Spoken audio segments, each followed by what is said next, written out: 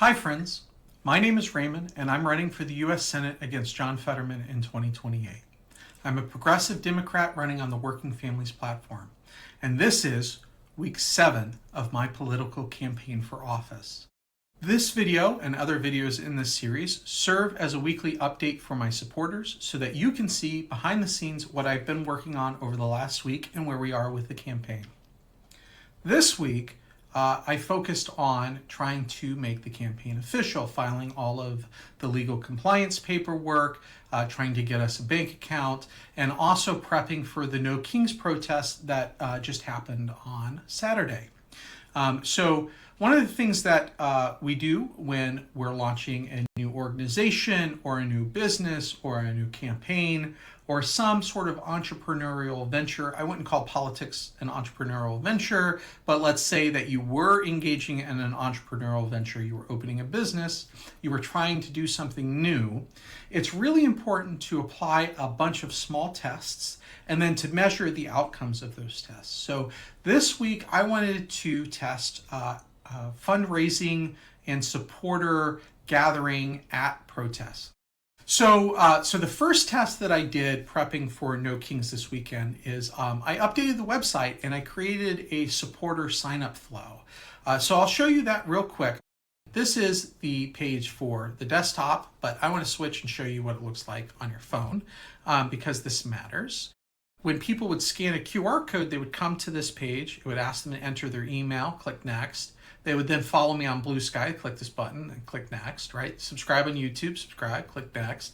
And then, could potentially take them to become a full supporter. And so this sign up flow is the kind of thing that captures, your address, where you live, what kind of ways that we can contact you. And of course, after you sign up, you would then come back here and you click next. It would ask you for a donation if we were soliciting donations. We're not. This is just a placeholder. And then you click finish and it thanks you. And so I wanted to test this new flow because it's brand new. So what I did is I went to the No Kings protest this weekend with a bunch of different campaign materials and kind of different scripts to test when I was talking to people to see, are they attracted to the campaign? Would they support the campaign? Do they support the campaign in spirit, but maybe they're not willing to give out their information? What is their hesitations? I'm trying to understand what is the best way for me to build support quickly. And so the first thing that I did, this is the first test, is I said, well, what if I hand out flyers super quick? I just walk up to people, I say, hey, I'm running for office, boom. Here's a flyer, read it. If you like it, go sign up, right? Will people sign up if I do that? And the answer is no.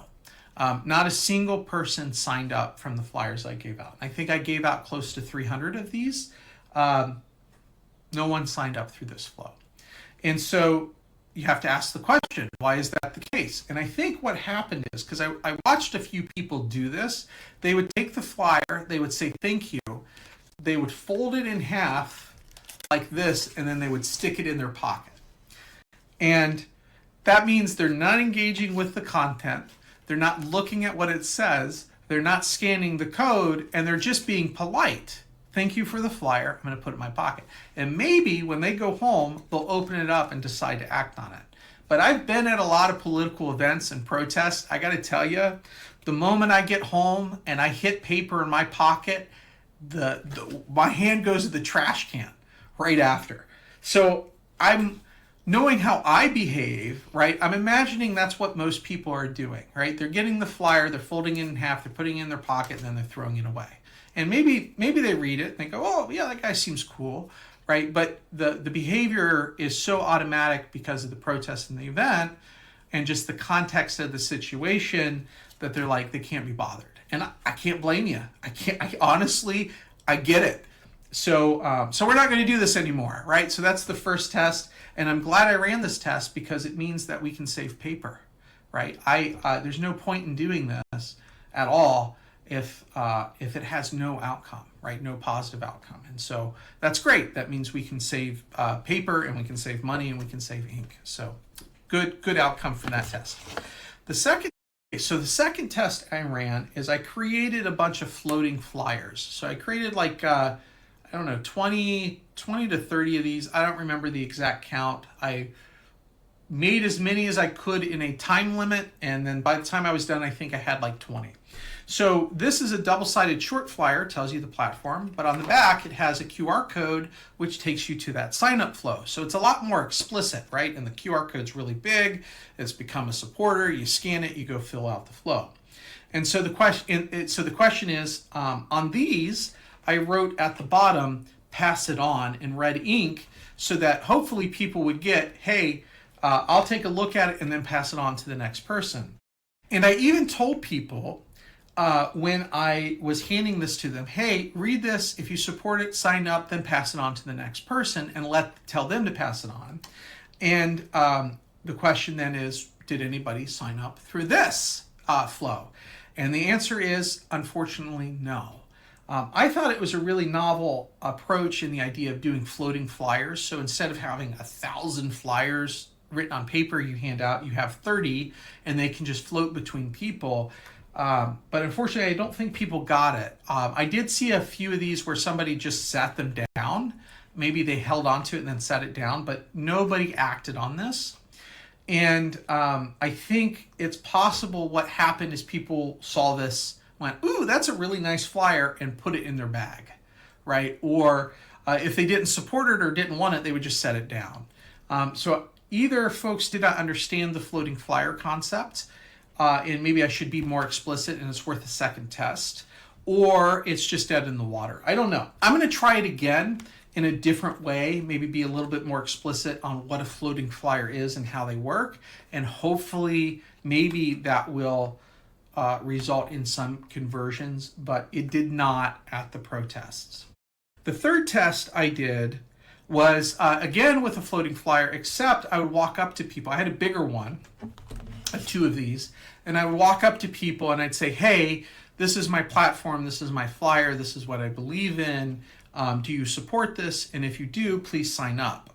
This worked. So I got 6 signups per hour when I did this. And then I would, after people say, yeah, I'll sign up, I'll say, well, I can either write it down for you, in which case I use the old, supporter cards I have, or I'd say, well, you can do it on your phone. All you got to do is go here, sign up with the QR code, you're good to go, right? And that'll take you through the sign up flow.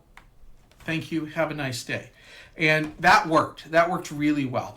And so I think in future future events, when I go out and I'm trying to sign up supporters, or we have volunteers signing up supporters, this will be closer to the model we follow. This is also really nice because that's 2 pieces of paper that are laminated that can be carried just by one person, one volunteer. You don't need lots of materials.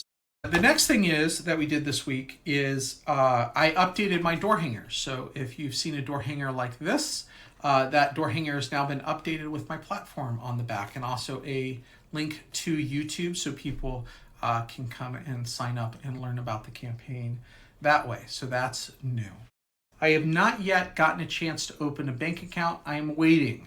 The reason I am waiting is because Q1, quarter 1, starts April 1st. 2026.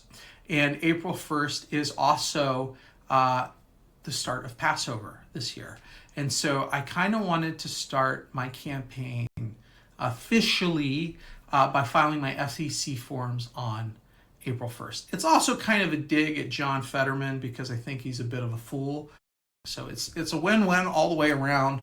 The other interesting fact on April 1st is it is the day my dad and my stepmother got married. They got married on April 1st. So we'll say it's also a bit of an honor to my dad. Yeah. So anyways, with that, I have one other thing, I think. Yes. I have been very fortunate to have attracted a friend to this campaign and project who has a lot of experience in political campaign fundraising and has actually worked on federal election campaigns in the past. So I'm not ready yet to reveal that complete recruitment and relationship because she is still in the process of figuring out how she wants to fit in. to the campaign. But I have high hopes, and I am super excited to welcome her to the team in the capacity that she feels most comfortable and excited to contribute. So look out for that announcement here in a couple weeks. It's quite nice. And then lastly, just for all my friends out there who celebrate Passover, who are celebrating Seder on today, I guess this would be published on April 1st. I wish you a kosher and a joyous Passover. God bless, to good spirit and good fortune. Take care.